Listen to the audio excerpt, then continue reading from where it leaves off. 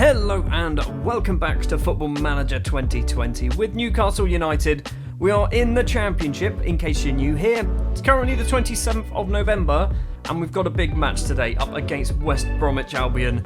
We are 4 points clear at the top of the table. 4 points clear of Fulham, who are then 4 points clear of Palace and Stoke. And then it's another 4 points down to West Brom. We need to just keep winning. It sounds really stupid and really obvious, but we do need to just keep winning. A quick look at the schedule. Obviously, we've played nothing in between episodes, but we have only lost one league game, and that was a 1-0 defeat against Crystal Palace. Crystal Palace, what am I talking about? Against Bristol City. We've just played Crystal Palace. October wasn't a good month for us. We only got 1 win out of 5 games. We have returned back to winning ways so far in November, with Rotherham, Barnsley and Palace all victories, all with 2 goals to our names as well.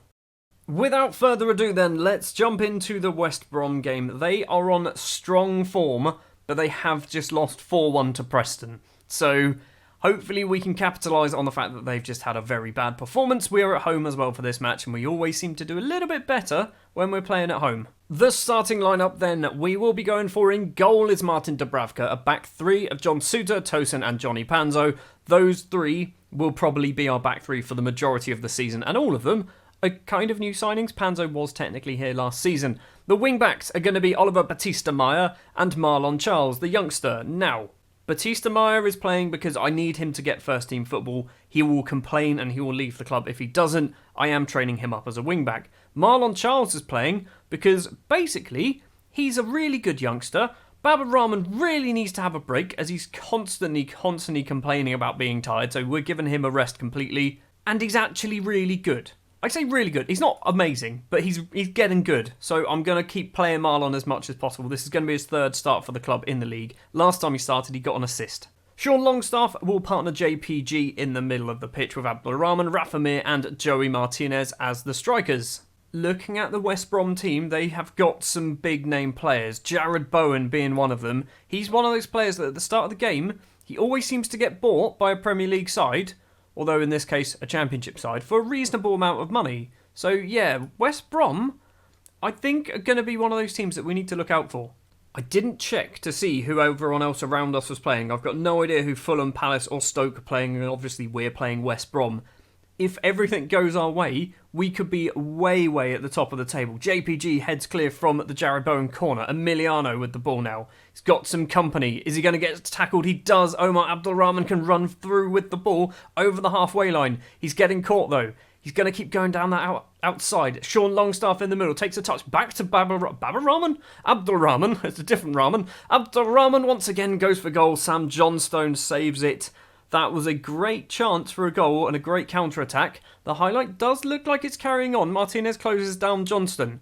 Batista-Meyer, Abdulrahman over the top to Rafa Mir. He's 1-on-1 with the keeper. Rafa Mir has just delicately placed that into the bottom corner. We are 1-0 up against West Brom after just 10 minutes. Oh, it's looking good. I think Fulham are winning. Because they're also still 4 points behind us. So whoever they're playing, they are beating them. Stoke are moving ahead of Palace. Stoke have just scored a goal, apparently Gianni Mbula. Emiliano with a free kick for West Brom. Ajayi's there. What a save that is from Dubravka. It is going to be a corner. Corner comes in. Tosin heads clear only as far as Miller. Back to Field. Field has to go back as well to Emiliano. Takes a massive deflection, a block from Batista-Meyer. Field with the ball on that left-hand side. Crosses in, takes a couple of deflections. Batista-Meyer to Longstaff, and the highlight does end. I don't know who Fulham are playing, and I just want them to equalise. Whoever Fulham are playing against, equalise will be lovely. Half-time then, it is 1-0. Marlon Charles has made 3 mistakes. Maybe playing the youngster wasn't the best decision that we've had. So, Fulham are playing Crystal Palace. That's a big game. That's 2nd versus 3rd, isn't it?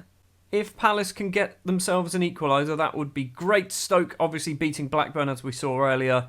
So, yeah, as long as we do our job, I think we'll do okay. Right, we're not risking Marlon Charles in the second half. We're only 1-0 up. Anthony Robinson will be coming on. Also, Joe Martinez is having one of his fairly regular bad games.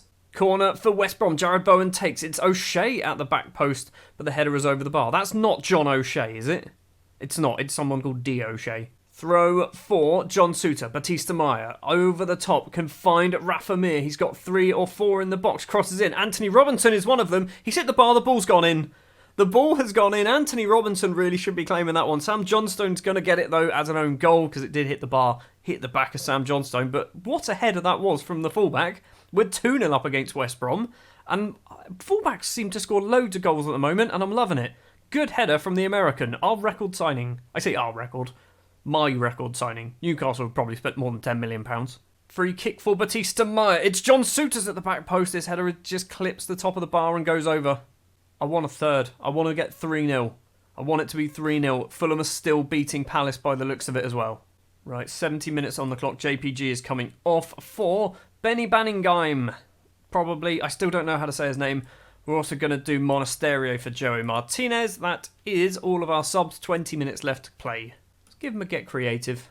There's not long left. Fulham have just made it 2-0 against Palace, so we are still going to be 4 points clear. It's just gone 3-1 against Palace. I'm not quite sure what's happened there. We've got a highlight with 1.5 minutes on the clock to play. It's with Burke on the right-hand side. The fullback's making a run past him. Doesn't need him. Gets round his man, Anthony Robinson. Robinson, though, does recover. Cross in. Emiliano's in on goal. It's a good save from Dubravka. It's going to be a corner. Bowen's gone over to take the corner towards the back post. Johnny Panzo heads clear. Burke back in towards goal. I think it was Lecco, wasn't it, who went for goal. He was offside anyway. It is going to end 2-0 at St James's Park. It's another 3 points. A good 3 points as well against a very good side. That is keeping our season going. I don't like the way my assistant manager, Frankie McAvoy, constantly says, yeah, I don't think there's anything to address. No, there definitely is. There's definitely something to address. Even if it's just a well done. Just give them a well done, everyone looks happy. West Brom promotion bid takes hit. Unlucky for them. Rafa Mir once again on the score sheet. So, Rafa Mir, let's have a quick chat about him, shall we? He is transfer listed by request because he wasn't playing football. However, since I've transfer listed him, he's been scoring for fun. 2 against Rotherham, a goal and an assist against Palace, a goal against West Brom now. I'm starting to think that Rafa Mir probably shouldn't be sold. Although if somebody does want to pay like £15 million for him, probably going to have to. In fact, I think he's got a minimum fee release of 12. He does. So yeah, if someone pays £12 million, he's off. Newcastle enjoying life with Pearce. Newcastle hope to boost their promotion challenge by putting together a strong run of mid-season form to put themselves in as strong position as possible heading into the second half of the campaign. We are definitely doing that. 7 wins now in a row, or without losing. Conceding 4 games in the last 7. 4 goals, in the last 7 games. Let's have a quick look then at the league table. And obviously we do sit top of the table. 4 points clear. Fulham did win their game 3-1 in the end. Stoke, what happened to them? They beat Blackburn. Palace lost their match to Fulham. Bristol City have managed to climb into the playoffs as well because of obviously us beating West Brom. It's looking real good. It is looking real good, I'm not going to lie. Next episode, we are going to go to the 29th of December, just before the transfer window opens. It's going to be a match up against Reading. Last time we played Reading, it was a 1-1 draw just after the 2-2 draw with Brentford, so I'm hoping at home we can do the business. I've also just seen we've won all 4 games in November, scoring 2 goals in each one of them, and only conceding 1 against Palace. That's perfect. Thank you very much for watching this episode of Football Manager 2020 with Newcastle United. If you did enjoy, if you wouldn't mind leaving a like, if you want to see more, hit the subscribe button, and I'll be back next time for the matchup against Reading, and then maybe a little teaser of the transfer window, because there's 1 player joining the club at least.